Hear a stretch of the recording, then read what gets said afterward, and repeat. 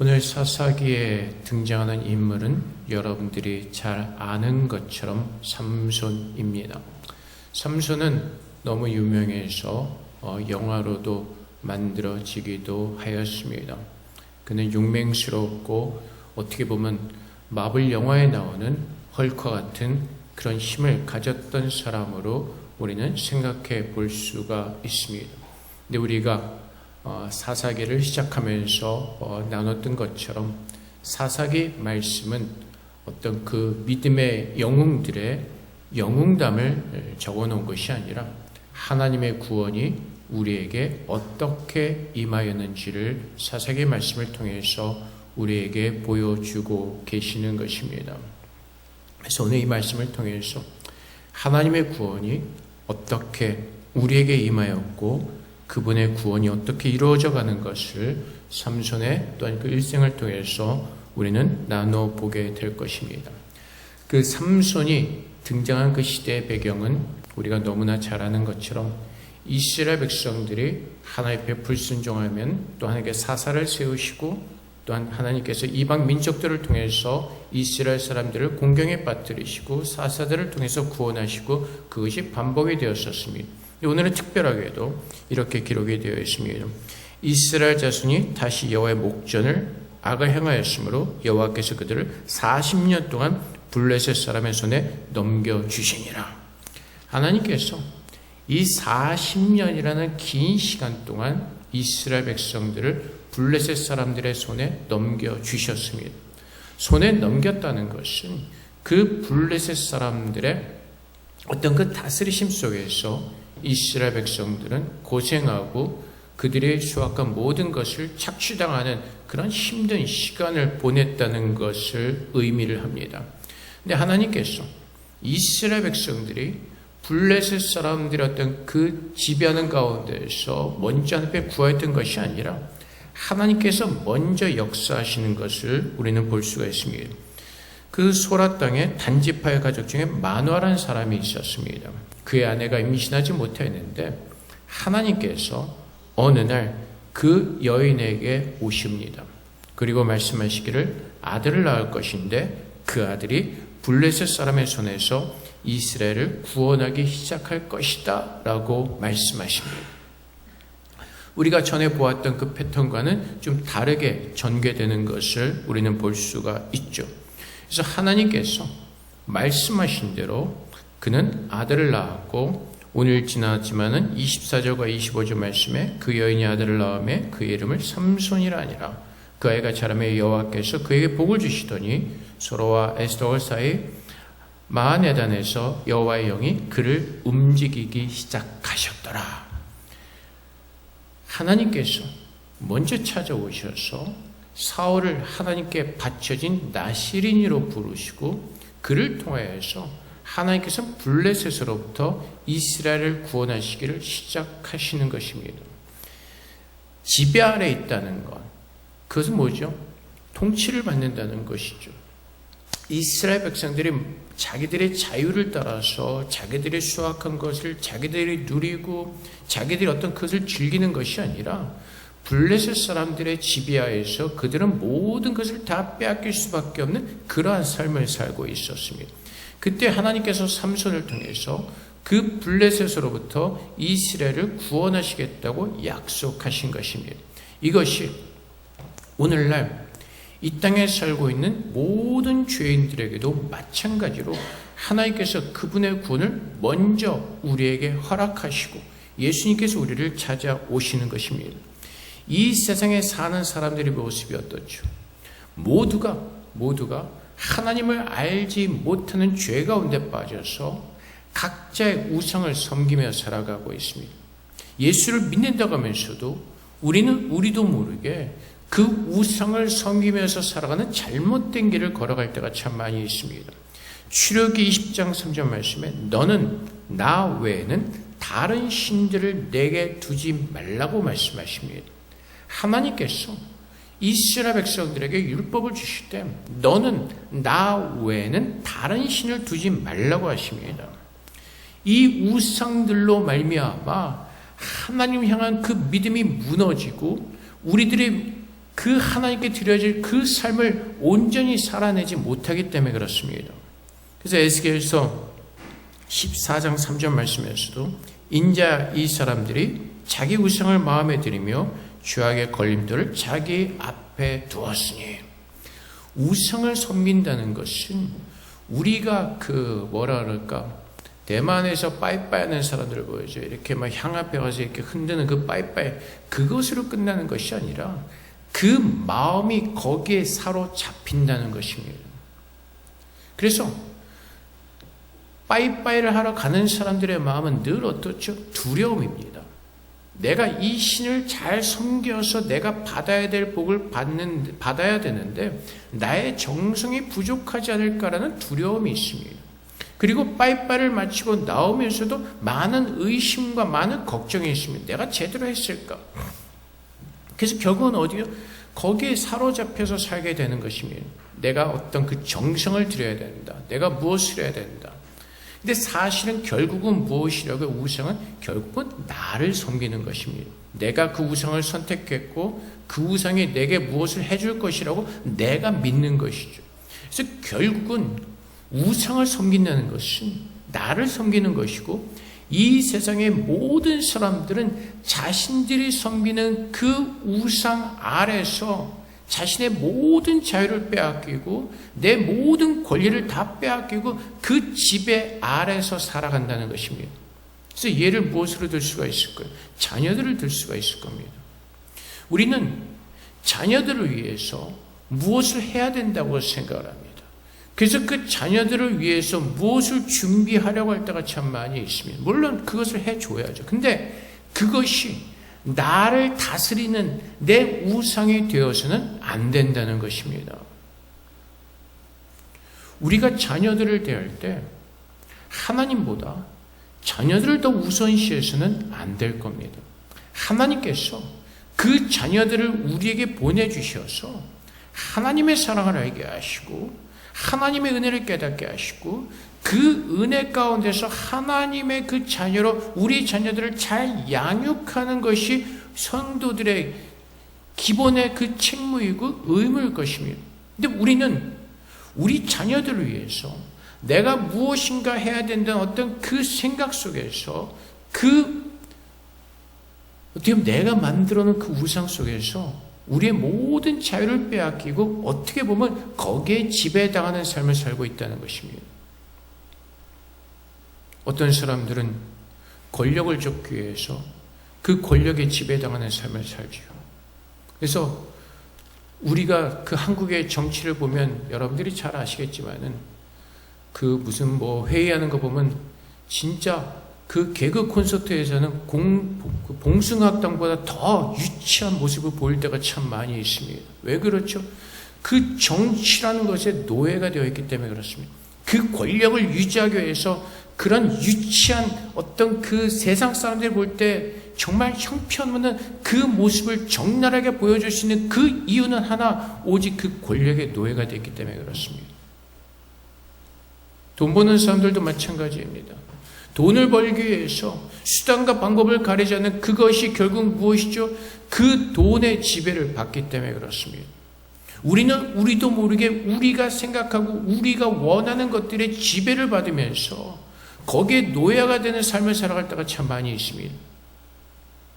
그래서 우리의 생각과 우리의 어떤 그 관념 때문에 이거면 안 돼라는 그 생각 속에서 우리는 이것을 고집하면서 여기에 노예가 되어서 우리의 모든 자유를 빼앗기고 우리의 기쁨과 어떤 우리의 삶의 의미를 잊어버리고 우리는 늘 이것을 쫓아가며 살 때가 참 많이 있습니다. 근데 여러분들이 한번 생각해 보십시오.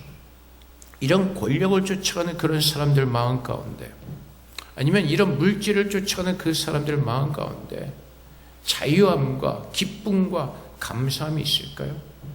늘 불안할 겁니다. 누군가 나를 짓밟고 올라서지 않을까? 내가 가지고 누리는 이 권력을 빼앗기지 않을까? 늘 그 근심과 걱정 속에서 더 이것을 놓지 않으려고 몸부림치면서 안간힘을 쓰게 될 것입니다.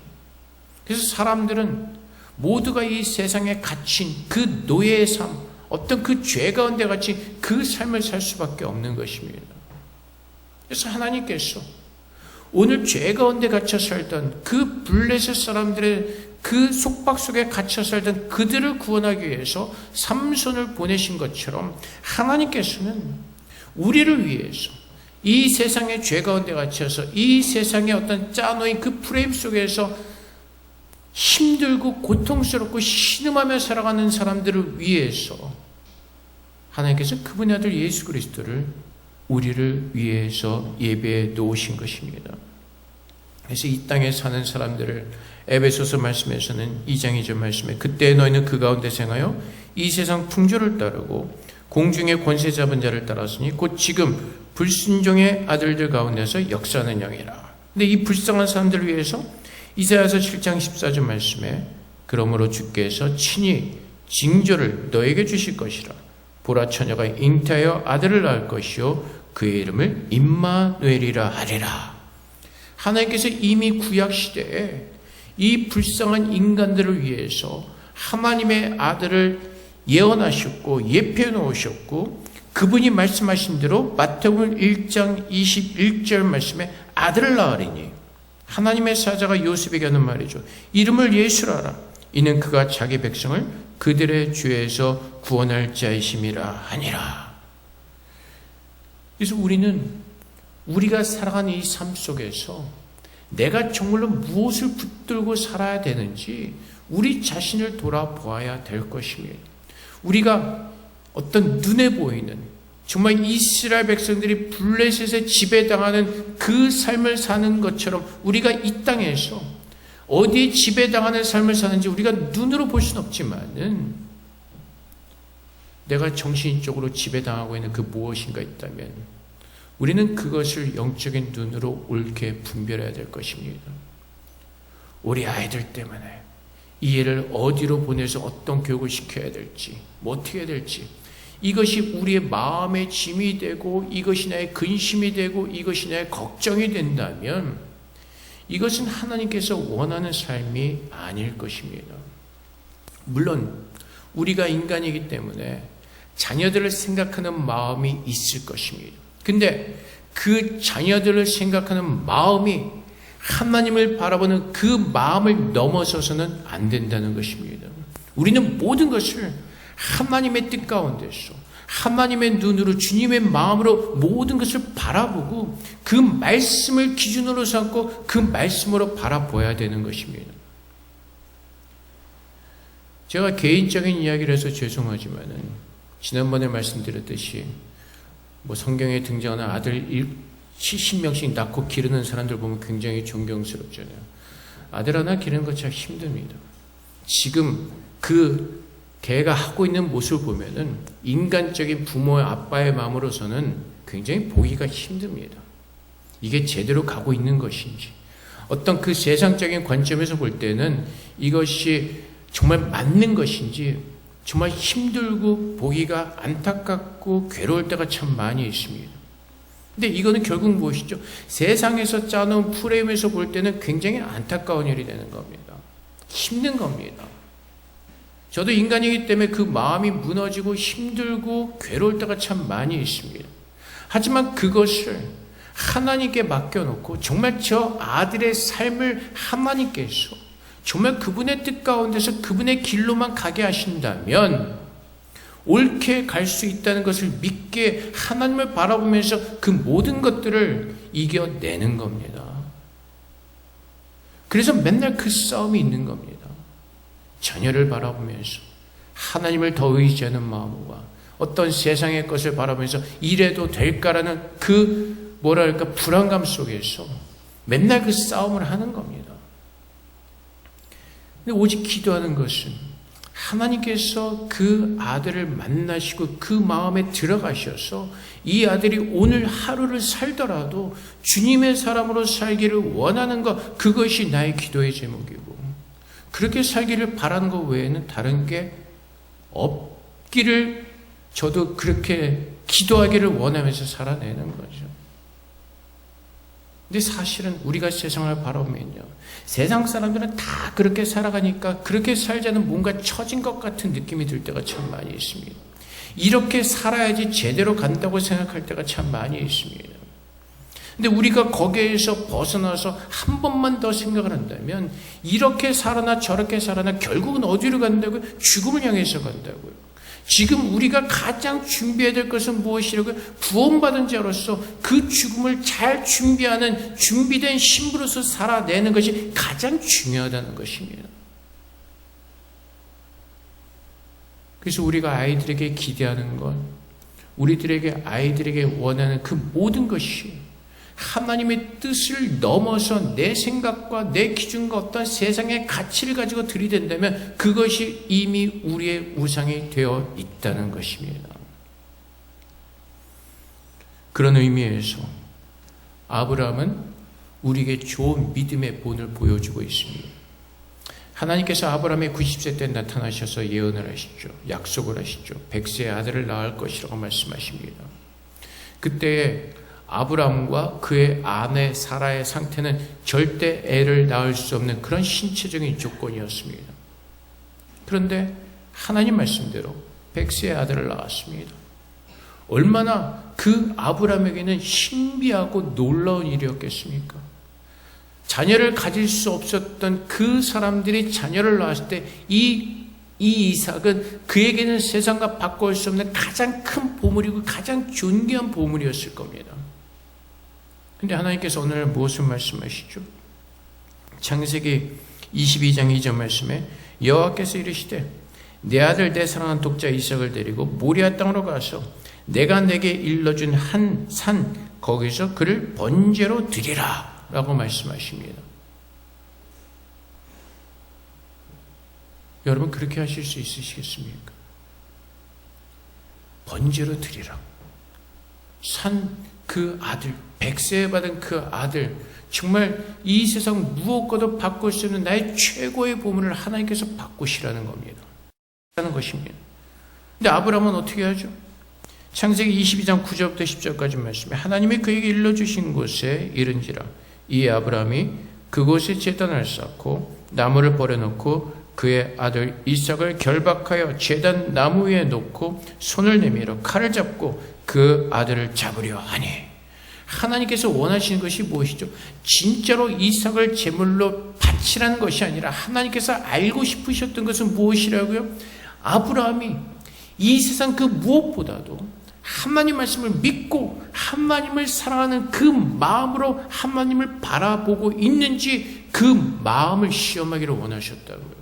오늘날 하나님께서 우리에게 원하시는 것은 그 죄 가운데서 정말 우리가 그 무엇인가에 지배당하는 그 노예로 살아가는 그 불쌍한 우리들을 하나님께서 먼저 찾아오셔서 우리를 구원하여 주시고 우리가 그 하나님의 놀라운 사랑을 깨닫고 감사하면서 그분을 우선하면서 그분을 전심으로 사랑하면서 그분을 나의 무엇과도 바꿀 수 없는 그리스도시요 구원자시요 나의 온전하신 나의 인도자신 하나님으로 고백하면서 그분 앞에 서 있느냐는 것입니다.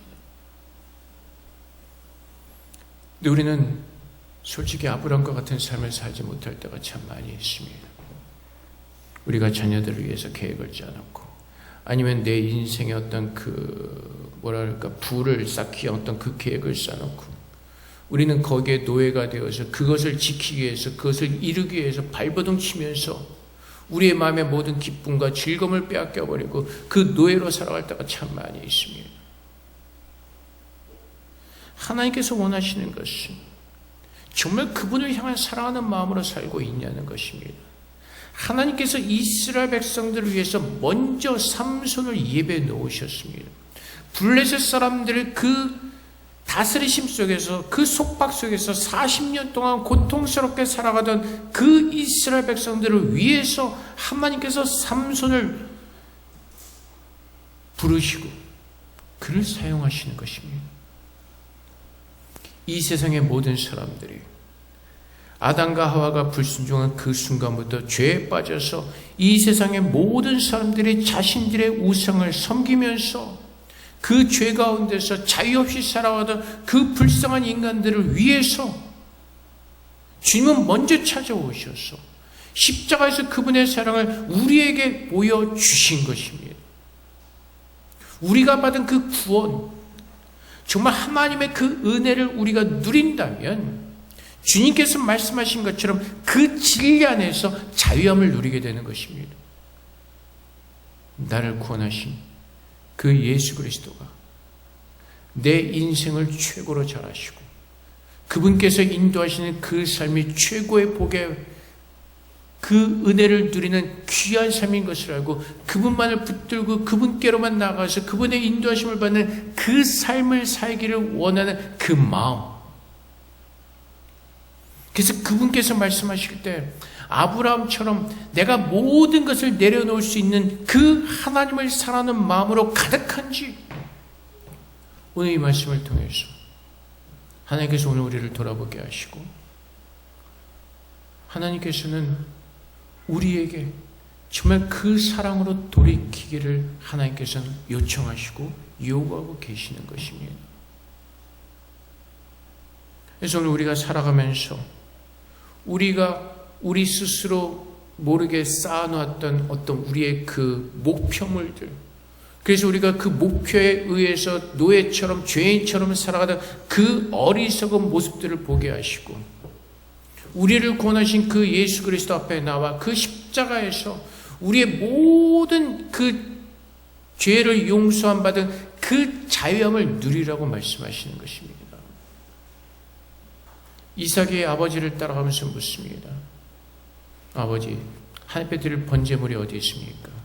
그때는 아브라함이 말하죠. 22장 8절 말씀에 아브라함이 이르되 내 아들아 번제할 어린 양은 하나님이 자기를 위하여 친히 준비하시리라고 두 사람이 함께 나아가서 하나님은 우리를 위해서 이미 모든 것을 다 예비해 놓으셨습니다. 하나님께서는 우리를 이 땅에 태어나게 하시고 우리를 복주시기로 작정하셨고 그 복을 우리에게 이미 주셨다고 말씀하십니다. 근데 문제는 무엇이라고? 우리의 욕심이죠. 예수님께서 제자들에게 기도를 가르쳐 주실 때 그분이 가르친 기도의 내용 중에 이러한 내용이 있죠.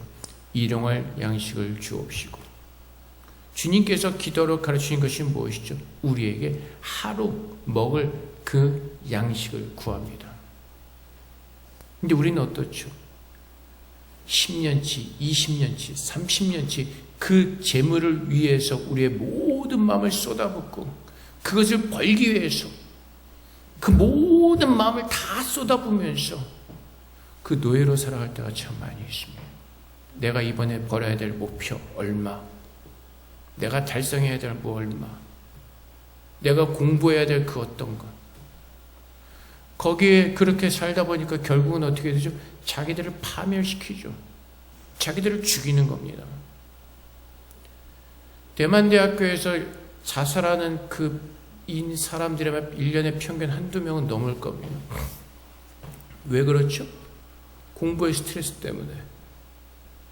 우리나라도 마찬가지죠. 좋은 대학까지 들어갔는데 왜 죽죠? 스트레스.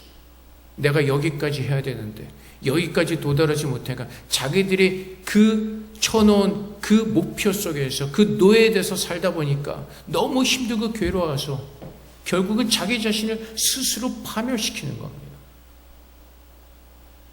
그것이 이 세상에 갇혀서 살아가는 인생들의 모습이라는 것입니다. 내 스스로 만들어놓은 그 목표 속에서.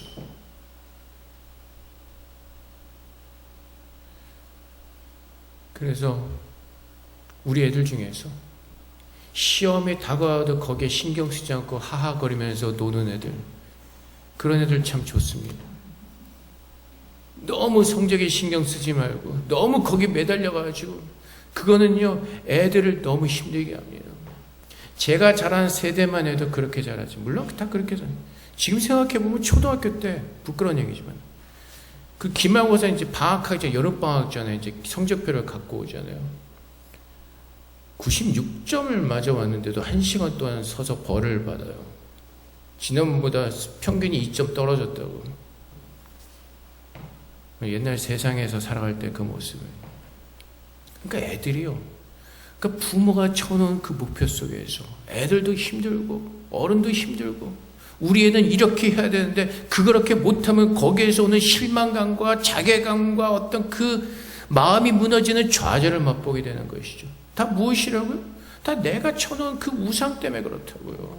근데 하나님께서 뭐라고? 예수 안에서 세상에서 말하는 그 우상들을 다 내려놓고 정말로 하나님의 은혜 가운데서 예수 안에서 보여주시는 그 생명의 복을 보고 그 은혜를 깨닫고 이제는 그 은혜 속에서 살아내라고 말씀하시는 겁니다. 그래서 하나님께서 협력하여 선을 이루신다고 저도 애 때문에 많이 깨닫고 배우고 그러면서 가는 겁니다. 애들 공부 안 하면 그냥 두세요. 지가 알아서 할 때까지. 지가 좋은 거 찾을 때까지. 남편이 돈 그냥 넉넉하게 안 벌으면 그냥 하루 먹으면서 사세요. 그 남편 막 혹사시키다가 일찍 죽으면 어떻게 하려고요? 건강도 챙겨주면서 잘 해주면서 그렇게 살아야죠. 우리는 너무 욕심에 속에서 맨날 이 밥만 축내는 삼시가 뭐 그러면서 뭐 그러면 안 되죠. 요즘 남편들이 은퇴하면서 제일 무서운 게 그거잖아요. 집에서 삼식이처럼 살아가는 그 대우받을까봐.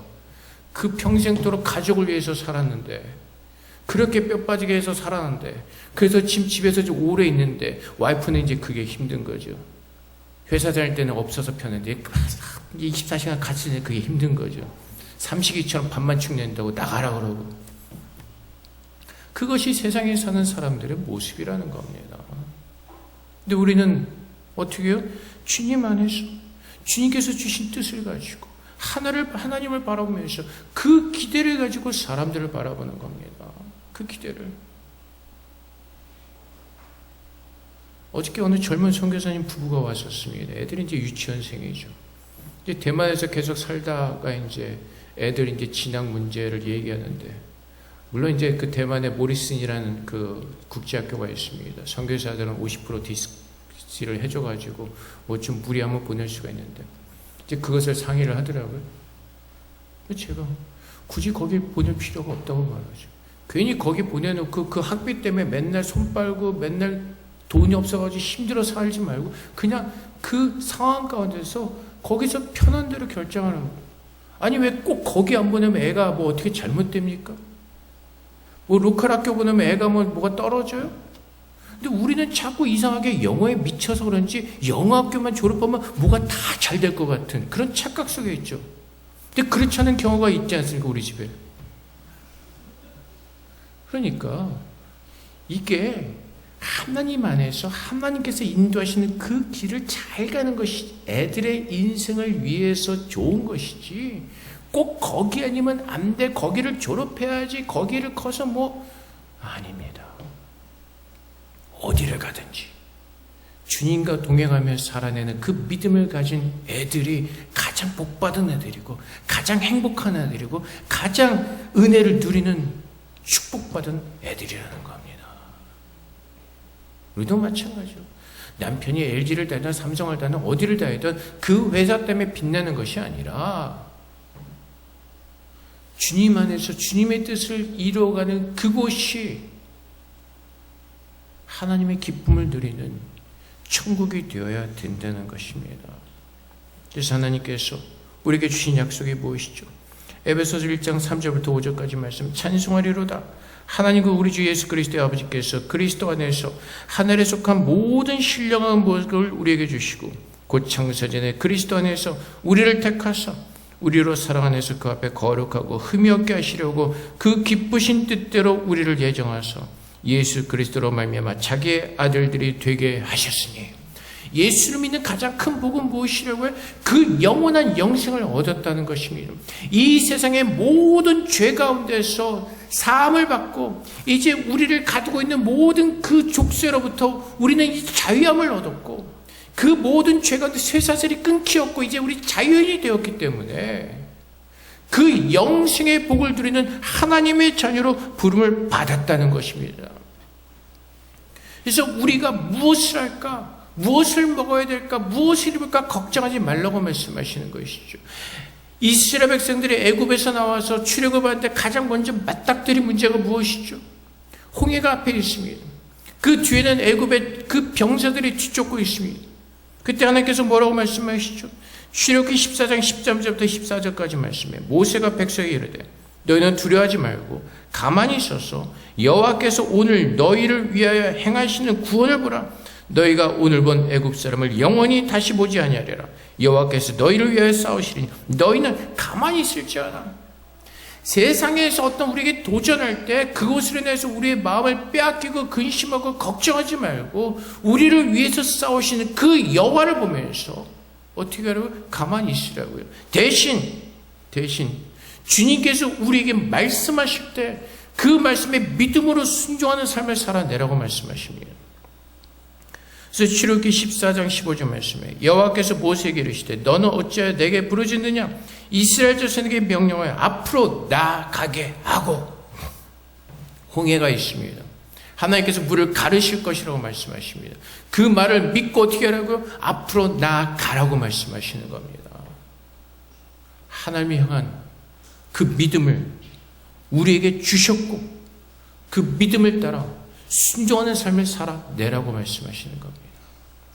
입다처럼 겸손하게 엉뚱한 서원을 하면서 우리의 열심을 내는 것이 아니라 하나님께서 말씀하실 때 그 말씀을 따라서 살아내는 그 믿음으로 우리가 주 앞에 나아갈 때에 우리가 하나님의 은혜 가운데 거하는 하나님의 거룩한 그 생명의 복을 누리는 하나님의 자녀로 우리는 깨닫고 그 거룩한 삶을 누리게 될 것입니다. 그래서 오늘 이 세상에 우리가 이 세상을 둘러보면서 우리는 무엇을 깨닫죠? 소망이 없다는 것이죠. 그 어디에도 소망이 없습니다.